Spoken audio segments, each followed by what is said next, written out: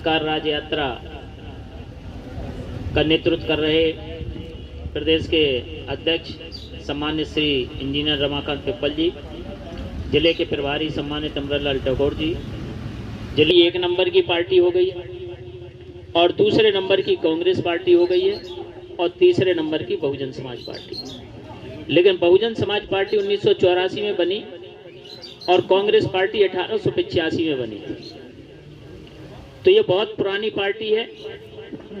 और 1984 में जब बहुजन समाज पार्टी बनी और बहुजन समाज ने पार्टी ने इस देश में टूटे हुए लोगों को, जो जातियों में बटे थे, आपस में असमानता थी, गैर बराबरी थी, उनमें आपस में भाईचारा पैदा करके जब बहुजन समाज बनाया, तो इस बहुजन समाज पार्टी को सबसे ज्यादा बदनाम करने का काम कांग्रेस पार्टी ने किया। और कांग्रेस पार्टी ने पूरे देश के अंदर ये प्रचार कर दिया कि बहुजन समाज पार्टी तो चमारों की पार्टी है। ये बहुजन समाज पार्टी को इतना बदनाम करने की कांग्रेस को जरूरत क्यों पड़ी? क्योंकि कांग्रेस नहीं चाहती थी कि इस देश के अंदर भाईचारा बने। क्योंकि कांग्रेस का शासन जब आप उठाएंगे 1984 से पहले का, तो इस देश के अंदर साल में 365 दिन होते हैं और 365 दिनों का जब इतिहास उठा के देखेंगे 1984 से पहले का, जब कांग्रेस की सरकार नहीं, तो 400 दंगे होते थे। हिंदू मुस्लिम 400 दंगे होते थे। हर दिन किसी न किसी देश के किसी न किसी जिले में, किसी न किसी कोने में आपको कर्फ्यू नजर आता था। लेकिन जब से बहुजन समाज पार्टी आई, तो इस देश के अंदर दंगे होना बंद हो गए। और दंगे जब बंद हुए, क्योंकि दंगों का मकसद क्या था? इस देश के अंदर बहुजन समाज के बीच में भाईचारा ना बनना और उनको आर्थिक रूप से कमजोर रखना। क्योंकि जब दंगे होंगे तो जो अपनी फैक्ट्री बना के तैयार कर लेगा, उसकी फैक्ट्री जला दी जाएगी, और जिसके मकान बन जाएंगे, झोपड़े बन जाएंगे, तो उसकी झोपड़ी जला दी जाएगी। तो इस तरह साथियों पूरे देश के अंदर कांग्रेस के शासन में ये होता रहा। लेकिन ये परिवर्तन बहुजन समाज पार्टी बनने पर आया। तो इस देश में जब बहुजन समाज पार्टी ने पूरे देश के अंदर भाईचारा बनाया, उत्तर प्रदेश के अंदर हम सफल होने लगे। क्योंकि हमारा वोट कुछ ना कुछ ले दे के लिया जाता था। हर 5 साल में मौका आता था तो उनको हर तरह की लालच देकर, उनको झूठे वादे देकर, खोखले नारे लगाकर कि हम गरीबी दूर करेंगे, किसानों की बदहाली दूर करेंगे, गांव खुशहाल बनाएंगे, इस तरह साथी उनका वोट लेते रहे। और जब बहुजन समाज पार्टी की सरकार बनने लगी, भाईचारा बनने लगा, तो उत्तर प्रदेश के अंदर ये परिवर्तन आया, तो कांग्रेस कमजोर होने लगी। जब कांग्रेस कमजोर होने लगी, तो कांग्रेस बहुजन समाज पार्टी का सामना नहीं कर पा रही थी। तो कांग्रेस पार्टी में जो लोग थे, तो साथियों उन्होंने देखा कि अब कांग्रेस तो सामना नहीं कर पाएगी। क्योंकि आपको पता होना चाहिए कि जब 2007 में फुल बहुमत की सरकार बनी बहुजन समाज पार्टी की, और जब बहुजन समाज पार्टी की 95 में पहली बार सरकार बनी, देश में किसी अगर दलित को कहीं मौका मिला तो वो उत्तर प्रदेश में, वो भी बहन जी को, आदरणीय बहन जी को जब मौका मिला, तो जब बहुजन समाज पार्टी की सरकार बनी 4.5 महीने की पहली सरकार, उसमें बैठते ही बहन जी ने कह दिया था, अब मैं बहुजन समाज नहीं, अब मैं सर्व समाज की नेता हूं। अब मैं सर्व समाज की नेता हूं। तो हमारी पार्टी में हमारे नेता की कथनी करनी में कोई फर्क नहीं है। जब बहुजन समाज पार्टी की नेता आदरणीय बहन जी जब शपथ ग्रहण करती है, तो एक ब्राह्मण का बेटा कैबिनेट में होता है, एक ठाकुर का होता है, एक बनिया का होता है, एक पिछड़े वर्ग का होता है, और साथियों दलित भी होते हैं। इस तरह सर्व समाज के लोगों को मंत्रिमंडल में लेकर और साथियों सरकार चलाने का काम करते हैं। लेकिन बीजेपी और कांग्रेस के लोग पूरे देश के अंदर बहुजन समाज पार्टी को बदनाम करते हैं। जब कांग्रेस की सरकार केंद्र में होती है, तो लोग प्रचारित करते हैं कि ये बहुजन समाज पार्टी तो कांग्रेस की बी टीम है। और जब बीजेपी की सरकार होती है, तो कांग्रेस पार्टी पूरे देश में प्रचार करती है कि बहुजन समाज पार्टी तो बीजेपी की बी टीम है। ये क्यों करते हैं? क्योंकि दोनों को खतरा बहुजन समाज पार्टी से है। हम तीसरे नंबर पे, कांग्रेस जब 1 नंबर पे थी तब हम तीसरे नंबर पे थे, बीजेपी दूसरे नंबर पर थी। आज बीजेपी 1 नंबर पे है, कांग्रेस 2 नंबर पे है, तो हम तीसरे नंबर पर है। तो उनको ये लगता है बीजेपी कांग्रेस को कि अगर हम दोनों लोग कमजोर पड़ गए तो ये बहुजन समाज पार्टी आ जाएगी। जब बहुजन समाज पार्टी आ जाएगी तो साथियों हम दंगे किनके बीच कराएंगे? क्योंकि उत्तर प्रदेश में जब सरकार बनी तो चाहे साथियों मुस्लिम की जान जाए, चाहे हिंदू की जान जाए, जान तो जान है, चाहे मुस्लिम की जान हो, चाहे हिंदू की जान हो, अगर जान जाएगी तो साथियों जान तो जान होती है। इसलिए साथियों उत्तर प्रदेश में जब आदरणीय बहन जी की सरकार बनी तो सर्वजन हिताय सर्वजन सुखाय के तहत पूरे प्रदेश के अंदर विकास करने का काम किया। 511 एकड़ में नोएडा के अंदर गौतम बुद्ध यूनिवर्सिटी बनाई, जिससे कि साथियों हर वर्ग का व्यक्ति पढ़ लिख कर उच्च शिक्षा करके विदेश भी पढ़ने के लिए जा सके। किसी एक जाति के लिए नहीं बनाई, लेकिन साथियों इस तरह बड़े बड़े पैरामेडिकल कॉलेज और मेडिकल कॉलेज खोलने का काम किया। और साथियों जो आज अपर कास्ट के लोग भी जो 10% आरक्षण की जो आज लागू हुआ है देश के अंदर, अगर इसकी किसी ने शुरुआत की तो उत्तर प्रदेश के अंदर आदरणीय बहन जी ने अपनी सरकार के दौरान केंद्र को चिट्ठी लिखी थी कि गरीब लोगों को भी, अपर कास्ट के गरीब को भी 10% आरक्षण मिलना चाहिए। हम तो उसके समर्थन में हैं कि भाई सबों की भागीदारी शासन और प्रशासन में होना चाहिए, क्योंकि सबों की अगर भागीदारी नहीं होगी तो फिर जिनकी जो लोग ताकत में होते हैं, जो सत्ता में होते हैं, ताकतवर होते हैं, जो अधिकार प्राप्त होते हैं वो ताकतवर होते हैं, जो अधिकार विहीन होते हैं वो कमजोर होते हैं। तो अगर सबकी भागीदारी होगी तो आरक्षण कोई भीख नहीं, ये अधिकार है।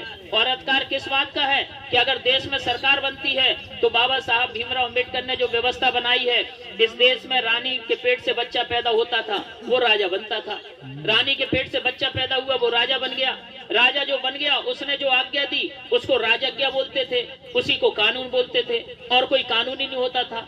अगर इस देश के अंदर पहला कानून बना तो वो 1919 में बना, उससे पहले इस देश के अंदर कोई कानून नहीं था।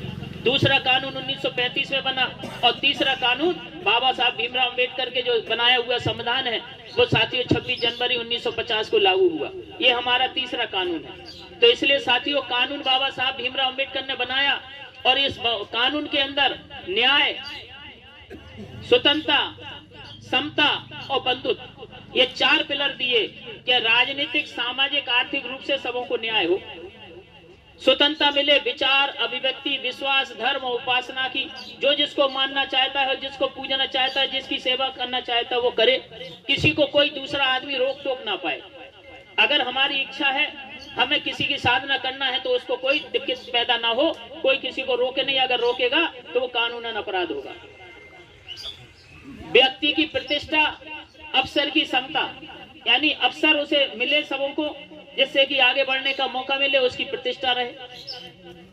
व्यक्ति की गरिमा, देश की एकता और अखंडता सुनिश्चित हो, जिससे देश के अंदर हम लोग एक जातवाद के नाम पर या भाषा के नाम पर या गोरे और काले के नाम पर हम लोग एक दूसरे से लड़े, इस तरह की भावना नहीं हो। बंधुत्व की भावना होना चाहिए, भाईचारे की भावना होना चाहिए, ये संविधान हमारा कहता है। लेकिन साथियों जिनके हाथ में हम बागडोर देते हैं, जो वोट की ताकत आपको मिली है, बाबा साहब भीमराव अम्बेडकर ने दी है, इस वोट से आप शासन सत्ता हाथ में देते हैं, क्योंकि बाबा साहब ने जनता के हाथ में वोट की ताकत दी है। तो बाबा साहब की मंशा थी कि जब जनता के हाथ में दे दी, अब रानी के हाथ में नहीं है, राजा के हाथ में नहीं है, ये जनता के हाथ में है, तो जनता की सरकार जनता के लिए और जनता के द्वारा बने। तो जनता के द्वारा तो बनती है, जनता के हाथ में वोट है, लेकिन वो जनता की सरकार नहीं बनती है। क्यों? क्योंकि साथियों जो लोग बीजेपी और कांग्रेस वाले हैं वो साथियों जनता की बात तो करते हैं, झूठे वादे, खोखले नारे तो देते हैं, लेकिन काम सारा उद्योगपतियों के लिए करते हैं। इसलिए साथियों इस देश में जब जनता की सरकार होगी तो उत्तर प्रदेश के अंदर जो बहन जी ने सरकार चलाई, तो किसी भी समाज का गुंडा हो, जब आपने देखा होगा उत्तर प्रदेश में सरकार चल रही थी तो आदरणीय बहन जी को कानून की देवी क्यों कहा जाता है, कानून की जिंदा देवी क्यों कहा जाता है? कि कानून उनके लिए सब बराबर हैं। चाहे हमारा प्रदेश अध्यक्ष हो, चाहे प्रदेश प्रभारी हो, चाहे जिला अध्यक्ष हो, सांसद हो, विधायक हो, अगर वो कानून तोड़ेंगे और जो बीजेपी कांग्रेस का आदमी कानून तोड़ेगा तो नियम सबके लिए बराबर है। आदरणीय बहन जी ने सबों के लिए बराबर से नियम लागू किया। जब हमारे बहुजन समाज पार्टी के सांसद ने जब कानून हाथ में लिया तो पुलिस की हिम्मत नहीं है कि सरकार बीएसपी की चल रही हो और बीएसपी के सांसद के गलेबान पे हाथ डाल ले, किसी पुलिस की हिम्मत नहीं है, प्रशासन की। लेकिन आदरणीय बहन जी ने सांसद को अपने बंगले पर बुलाया और पुलिस से कहा इधर से गिरफ्तार करके ले जाओ। साथियों इसलिए उनको कानून की देवी कहते हैं, इसलिए उनके शासन में जब पक्षपात नहीं है तो इसलिए साथियों उनको कभी बुलडोजर चलाने की जरूरत नहीं पड़ी। उन्होंने कानून के द्वारा कानून की सत्ता स्थापित की। और साथियों जो सपना संत रविदास जी का था कि ऐसा चाहूं राज में मिले सबन को अन्न और छोटे बड़े सब संबस हैं रैदास रहे प्रसन्न। तो हमारे महापुरुषों के जो सपने हैं वो साथियों असमानता गैर बराबरी को खत्म करने के हैं। इसलिए बहुजन समाज पार्टी की लड़ाई किसी जाति से नहीं है, बहुजन समाज पार्टी की लड़ाई विचारधारा से।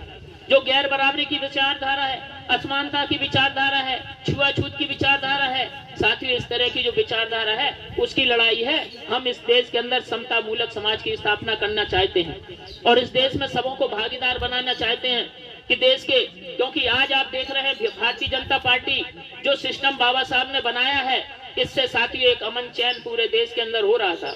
लेकिन इस अमन चैन को बिगाड़ने के लिए जब उन्होंने देखा कि हम आरक्षण बंद कर देंगे तो पूरे देश के अंदर SC ST OBC जब उबाल आ जाएगा तो इनकी संख्या सबसे ज्यादा है तो हम सत्ता से तुरंत गिर जाएंगे। इसलिए उन्होंने दूसरा तरीका निकाला कि आपका रेलवे है, आपके हवाई अड्डे हैं, आपका BSNL है, तो साथ ही उन्होंने इसको सब प्राइवेट देना चालू कर दिया।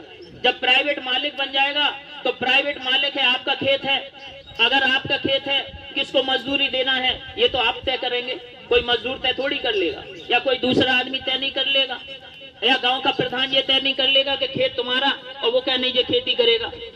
इसलिए मालिक किसको बना रहे हैं अब, यानी मालिक कौन बनता है? सरकार की अगर उपक्रम होते हैं तो मालिक कौन बनता है? जनता। जनता में से जो पढ़ लिख कर जाएगा, जो अधिकारी बनेगा वो मालिक होगा, किससे चलाना है, कैसे चलाना है। और जो संपत्ति आएगी, जो फायदा होगा वो सरकार के खजाने में जाएगा। जब आपने किसी को ठेकेदारी दे दी, मालिक ठेकेदार बन गया, अब जब संपत्ति आएगी, जो फायदा होगा वो ठेकेदार की जेब में जाएगा। ठेकेदार कैसे काम किसको देना है, किसको नहीं देना है, ये सरकार की जिम्मेवारी नहीं है, उसकी मर्जी है कि वो काम दे नहीं दे। जिस तरह पुराने जमाने में काम चलता था, बेगारी ली जाती थी, बंधुआ मजदूर बना के रखा जाता था, उसका ना तो कोई समय निश्चित था, ना उसका कोई वेतन निश्चित था। ये सारा सिस्टम भी बाबा साहब ने बनाया कि एक मजदूर की उसकी कितने घंटे काम करना चाहिए, इसके लिए कानून पास कराया बाबा साहब ने 8 घंटे, और उसको 8 घंटे काम करने के लिए वेतन मिलना चाहिए, ये भी वो कराया। तो इस तरह साथियों, इस तरह एक सिस्टम बनाया। लेकिन बहुजन समाज पार्टी को पूरे देश के अंदर इतना बदनाम किया जाता है कि बहुजन समाज पार्टी तो पैसे से टिकट बेचती है, ये तो पैसा लेती है। लेकिन बहुजन समाज पार्टी का सीधा मतलब है कि ये बहुजन समाज की पार्टी है, तो जब हमारी पार्टी है तो चलाने की जिम्मेवारी किसकी है? वो भी बहुजन समाज के लोगों की है। तो बहुजन समाज के पास ही तो जाएंगे, क्योंकि मानवर कांशीराम साहब कहते थे कि आपने अपनी पार्टी बनाई और इसको चलाने के लिए तुम दूसरे से सहारा लोगे, तो जब आपकी पार्टी सरकार में आएगी तो जो सहारा दे रहा है वो कल इशारा करेगा, तो उसके इशारे से जब चलोगे तो तुम जो करना चाहते हो वो नहीं कर पाओगे, तुम जो जन कल्याणकारी योजना लागू कराना चाहते हो नहीं करा पाओगे, क्योंकि जिसने तुम्हें सहारा दिया है वो कहेगा भाई हमारे मतलब से काम करो।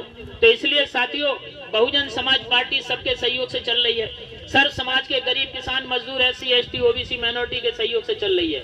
जो पार्टी में आस्था रखते हैं वो पार्टी को बढ़ चढ़ कर सहयोग करते हैं, और हम लोग सहयोग लेकर अपनी पार्टी को चला रहे हैं। किसी उद्योगपति धन्ना सेठ के सहारे हम अपनी पार्टी को नहीं चला रहे। इसलिए साथियों, आप लोगों से ये उम्मीद है कि जो बहुजन समाज पार्टी के बारे में तरह तरह की विचार करते हैं, लेकिन उत्तर प्रदेश इसका उदाहरण है कि उत्तर प्रदेश के अंदर सर्वजन हिताय सर्वजन सुखाय के आधार पर हर वर्ग के कल्याण के लिए, चाहे जो गरीब किसी भी समाज का था, आदरणीय बहन जी ने जो शहर के गरीब थे उन्हें मानवर कांशीराम शहरी आवास योजना के तहत 3-3 मंजिल की बिल्डिंग बना के 2 रूम, लैट्रिन, बाथरूम और किचन, और साथ ही उनको रजिस्ट्री उनके नाम करके और फ्री में बिजली का कनेक्शन कराकर उसको चाबी देने का काम आदरणीय बहन जी ने किया।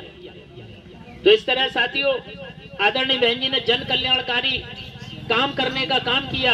हम चाहते हैं उत्तर प्रदेश की तरह मध्य प्रदेश के अंदर भी ये मौका आप लोगों के हाथ में आए, आपके द्वारा, आपके सहयोग से ये मौका है कि आप अपने अपने क्षेत्रों के विधायकों को जिताकर और बहुजन समाज पार्टी को जब ताकतवर बनाएंगे तो जो हमारी जन समस्याएं हैं, जो हमारी समस्याएं हैं, उनका अंत होगा, और साथ ही इस देश में सर्वजन हिताय सर्वजन सुखाय का नारा हमारा साकार होगा। ऐसी आशा उम्मीद करते हुए 4-5 लाइनें कह के मैं अपनी बात को समाप्त करूंगा कि असफलता एक चुनौती है, इसे स्वीकार करो। क्या कमी रह गई देखो और सुधार करो, और जब तक सफल न हो नींद चैन को त्यागो तुम, संघर्ष का मैदान छोड़कर मत भागो तुम, और कुछ किए बिना ही जय जयकार नहीं होती, और कोशिश करने वालों की कभी हार नहीं होती। जय भीम, जय भारत, जय बहुजन समाज। धन्यवाद साथियों, आप लोगों ने सुना